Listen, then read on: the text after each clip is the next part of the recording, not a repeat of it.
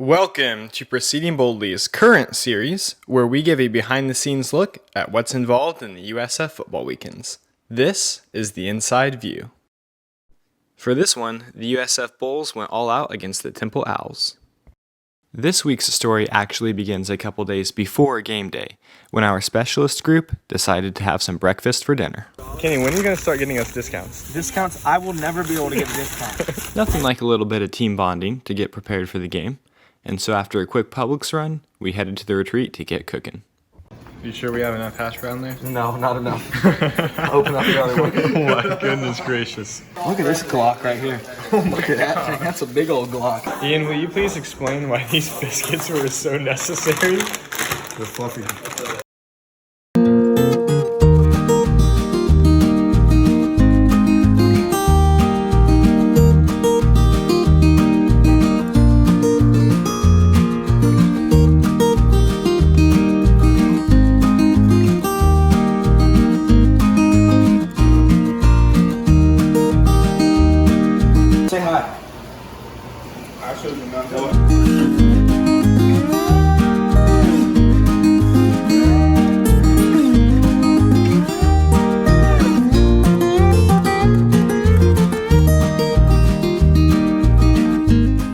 Oh, this is beautiful.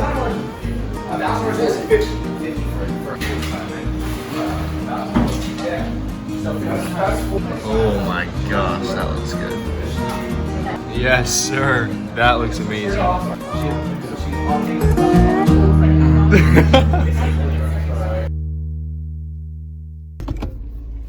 Good morning, everyone. I just arrived at the athletic center, and if all goes well, the next time I see you will be in Philadelphia at the Travel Collage. All did not go well. I forgot my travel shoes and earplugs. If anyone is wondering why I need earplugs, you can ask Ian in the comments. Thankfully, Sophie came in clutch. Thank you, Sophie. Now we can really roll the Travel Collage.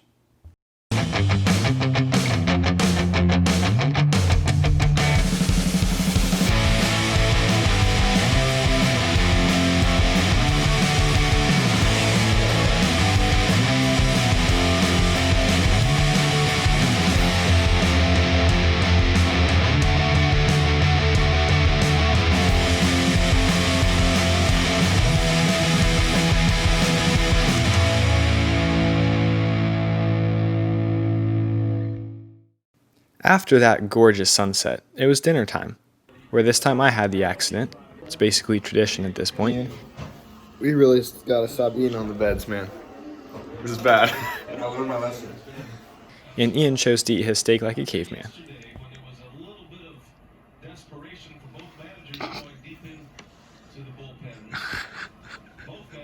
And it wouldn't be a true travel trip without a little hotel drama, right? This time Holden and Jared locked themselves out of their room. The craziest stuff has been happening. His door is latched. From the inside. It's latched and locked from the inside. No one's in the room.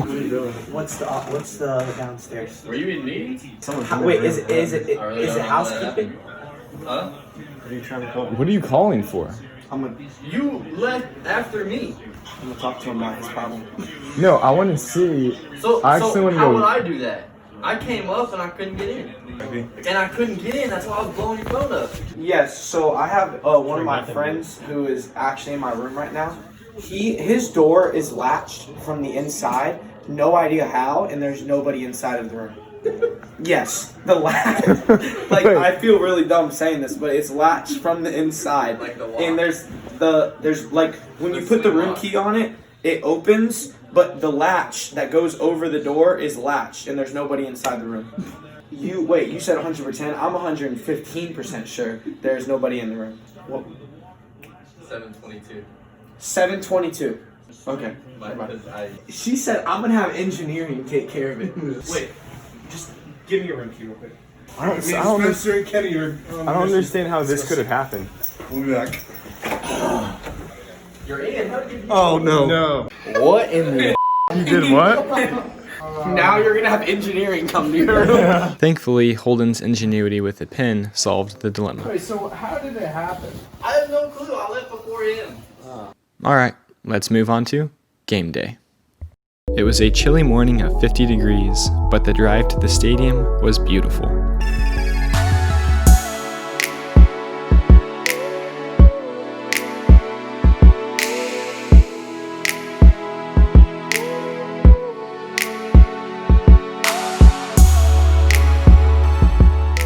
Driving over the long bridges whilst looking out over the vast expanse of industrial plants was a pretty surreal experience.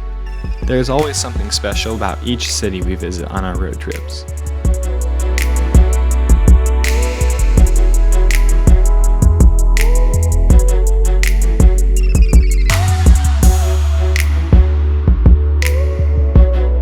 The football stadium is set outside the city in a giant sports complex alongside the Wells Fargo Center, home of the 76ers, and Citizens Bank Park, home of the Phillies. The Eagles Stadium has pretty sick architecture as well, including this giant wall of solar panels. Pretty cool that Temple gets to play here. And speaking of Temple, let's dive into our weekly history. So Temple established its football program in 1894, just 10 years after the university was founded. But they didn't start playing in the Eagles Stadium until 2003. Before that, they played in the really old Temple Stadium. The owl has been the mascot for Temple University since its founding. They were actually the first school in the US to adopt the owl as its mascot. The nocturnal hunter was initially chosen because Temple began as a night school, which is pretty neat. I don't know, if you ask me, the mascot looks more like a bug than an owl. The face-off begins, the Owls versus the Bulls. Let's get into it. Beautiful 12 noon kickoff, and this game was a lot of fun. It was really exciting and it was action-packed the entire time. It ended up coming down to the wire. Unfortunately, we did get off to a slow start at the beginning. But what is this? This guy tries to shake the hand of the referee. The referee's having none of it. He's like, bro, no, I just wanted the ball. What are you doing, man? But this was a trend throughout the game. Temple pulling out all kinds of weird celebrations. So after going down by a touchdown and a field goal, we rebounded late in the first quarter on this awesome pass from McCloud to St. Felix, and that gives us the momentum that we need to start getting into this game and creating some positive plays. One of which was this play, a completion to one of our team leaders, Tre Dukes, who gives the defender a shake and bake and gets himself wide open for the touchdown. Well, a shake and bake and also a little bit of a stiff arm to the face. It was a back and forth game, so Temple gets the score here to go up by 3 points, and it was a great catch. But this owl celebration dance thingy is interesting. And this is 62, that's not going to work. You're an offensive lineman and he's a receiver. He knows that. He kind of looks around like, oh man, did anyone see that? But another interesting celebration choice by Temple. And I don't know if I'm the only one that thinks this, but Temple's numbers on the back of their jerseys are huge. It reminds me of Pee Wee football, when the number took up the entire back of the jersey because the kids are so small. Except this is a Division I college football program. Okay, moving on. Late in the second half, and we're still down by 3, and Michaela Point, who has already had a really good interception this year, is able to grab another one, and even more of a stylish fashion with the one-handed grab. That's an incredibly athletic play that leads to a massive momentum boost, which ends in this score by Noah Johnson, the dual threat quarterback. Keeper on the outside, Johnson regains the season. Little flappy celebration, and this is exciting because we put some good drives together and we've been playing well so far. Oh, there's me with tights.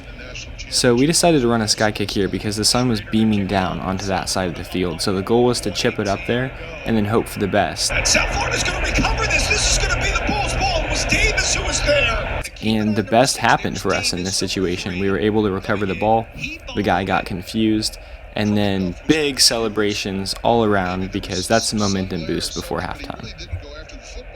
Unfortunately, we ended up giving the ball away right after this, but we're not going to show that. So then Temple took the ball and drove it down to our half and attempts to kick a last 6-second field goal before halftime, but the Bulls were not having it. This would have gotten blocked by about 4 different people on our team, and I think this guy blocked it with his gut. He jumped so high.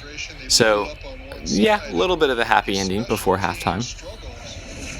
Side note, Trent is still injured, so Kenny has been taking over the punting duties, and the announcers were not aware of that. So Trent Shrader will come on to punt it away. No, Kenny will come on to punt it away. He's a 30-year-old Australian. 8 years' work of construction opted to play college football in the States. No, he's a 20-year-old Publix employee. And Schneider. Scribner. Punt by Schneider. Nope, Scribner. Schneider on for his second punt. That is Scribner on for his second punt. Come on, guys. Thanks to that punt by Schneider. No, still Kenny. Tre Schneider will come back on for South Florida. That would be Kenny trotting onto the field. Schneider. Scribner. 31 yards for the Aussie Schneider. For the American, Scribner. Oh my goodness. They ended up getting it right eventually. It just took them the entire game. Okay, back into it. So fast forward, we're into the third quarter now, and Temple chipped away at that lead just a little bit with a field goal. And we know Johnny's skill level. I mean, we've seen his running plays and how he tears it up all over the field. But how about this for the athletic catch and staying in the end zone to give us another 7 points to take the lead, 28-20. And thank you, Johnny, for getting that flag so that I had to kick it off from the 20-yard line. Really enjoyed that. Just kidding. Go ahead with the celebration. I don't think that should have been a flag anyway. Things continue to go well for the Bulls, still up by 8, and Day-Day capitalizes on this underthrown ball. He snatches it out of the air and starts running back down the field. And I thought he might have taken it to the house here. He does a really good job of staying in bounds, but then he gets clipped and then almost crushed by a 57. Jared ends up knocking a field goal through to tack on 3 additional points for the Bulls, which puts us up by 11. And meanwhile, Sean is... What is Sean doing? What is that thing? If anyone knows what that is, let me know. Because I have no idea why he's standing there scratching his feet on that. That's strange. Sean isn't the only one doing strange things, though. This is a very interesting and unique dance that I have never seen before, but I kind of like it. So I'm not sure what coach, analyst, coordinator, graduate assistant is in charge of the dances at USF, but I would say they're doing a pretty good job. I don't know why he chose to use this dance walking out of the huddle like this, but hey, I'm a fan. Okay, next clip. And whoa, I know. We have the same amount of points and they have a lot more all of a sudden. You know, they just started stepping up the game a little bit and we fell off, and so they were able to take the lead. We did get a score here. Leo went in for the touchdown. Freshman Parker trying to get his first touchdown, and he has it! Parker's got it for the Bulls! But unfortunately, we weren't able to convert on the 2-point play, and we weren't able to grab the onside kick. So another unfortunate loss for the Bulls, but the exciting part was that it was a back-and-forth game that was a lot of fun to witness and be a part of. And there were a lot of positives to take from that into the next challenge, which will be on national television versus Tulsa this weekend on Friday, a short turnaround. But that's going to be a ton of fun. Looking forward to that one, and I can't wait to do the inside view for that. Hopefully we'll get some more funny dances, Sean antics, and specialist drama. Stay tuned. Okay, reflection. And there isn't too much to say, other than I had another blessed weekend spending time with good friends and running around in a cool stadium. You just can't get too worked up when things don't work out perfectly. Life doesn't guarantee anything. Just wake up the next day and do your best to make things go your way. That's what I'm going to try to do at least. Alright, that's all. I appreciate you all. Proceed boldly.